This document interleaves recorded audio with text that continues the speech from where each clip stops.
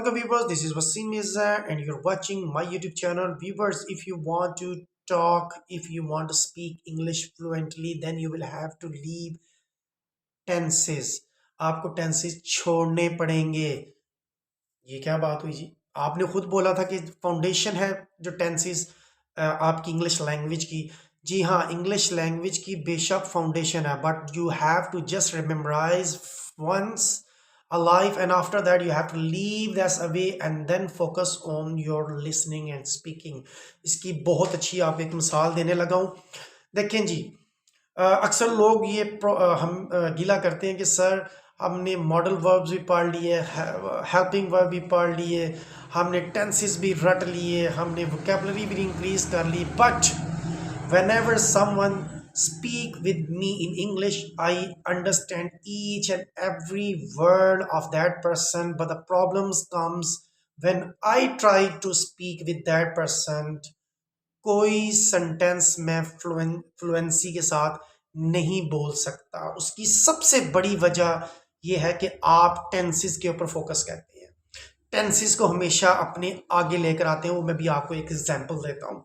देखिए, for example, if you are talking with someone and you are, let's suppose if you are waiting for someone since long time, and when she or he came to you and she asks you that what you are doing here, आप यहाँ पे क्या कहा है, और आपने उसको बताना है कि मैं सुबह से तुम्हारा इंतजार कर रहा था। तो अब आप क्या करते हो, मोस्टली जो 99% स्टूडेंट्स करते हैं कि वो सबसे पहले, क्योंकि उन्होंने टेंसेस अपने दिमाग में बिठाए होते हैं, तो सबसे पहले अपने सबकॉन्शियस में उर्दू का एक फिक्रा बनाते हैं और उसको फिर सोचते हैं। ओके, मैं सुबह से इंतजार कर रहा था means this is a past, रहा मीन्स कंटिन्यूअस, और क्योंकि सुबह से है तो this is a perfect, this is a past perfect continuous. Now let's put a formula on it, subject plus had been plus VING plus object, that's a good.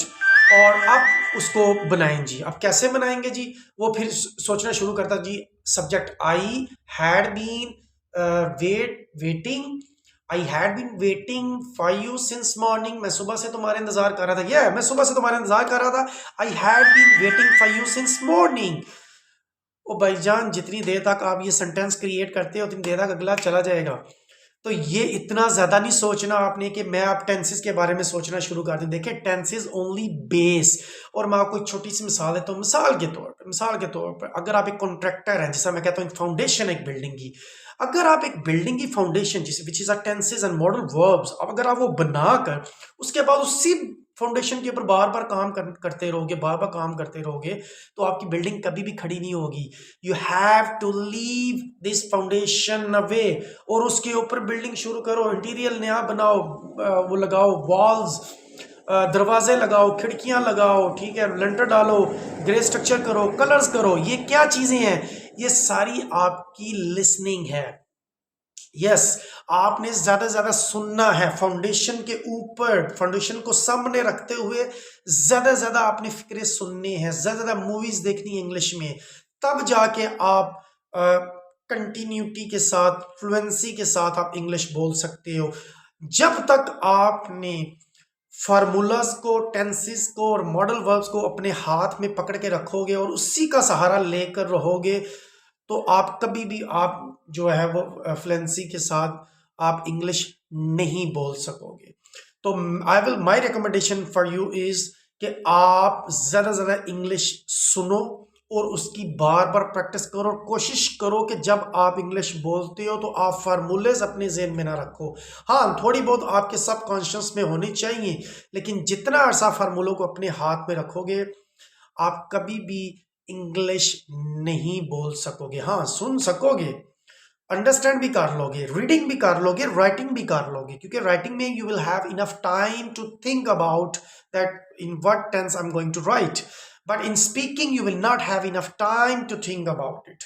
So for that you will have to speak. बस बोलते जाओ, बोलते जाओ, बोलते जाओ। कभी गलत बोलोगे, कभी ठीक बोलोगे, लेकिन कोशिश करो तेज बोलने की।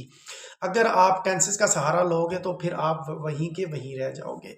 तो ये वीडियो उन लोगों के लिए थी जो कि अक्सर गिला करते हैं कि सर नहीं बोला जा रहा। और उसकी वजह भी मैं आपको एक बता दूं, ये देखें आप कितने ऐसे स्टूडेंट्स होंगे जिन्होंने इवन एमए इंग्लिश किया होता है, ठीक है, मास्टर्स किया होता है इंग्लिश में, लेकिन फिर भी वो इंग्लिश बोल नहीं सकते। हाँ, पढ़ सकते हैं, लिख सकते हैं, लेकिन उनकी वोकैबुलरी भी अच्छी होती है, लेकिन बोल नहीं सकते। बोलने का एक ही ट्रिक है कि बोलो।